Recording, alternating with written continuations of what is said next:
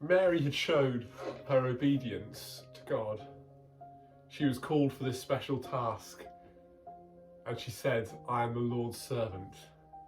She was willing to be used for God's glory. But who would be there as Jesus' father? I don't mean God as his father in heaven, but as his earthly father.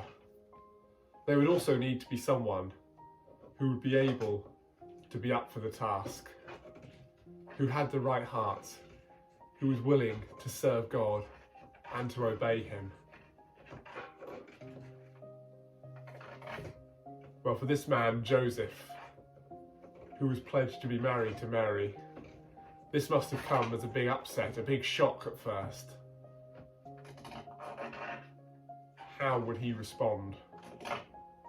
Because as it was with Mary, God had to choose someone with the right heart, and Joseph would be that man.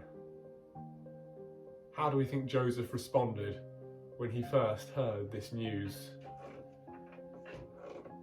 How's he going to react? Ultimately, he was also God's servant.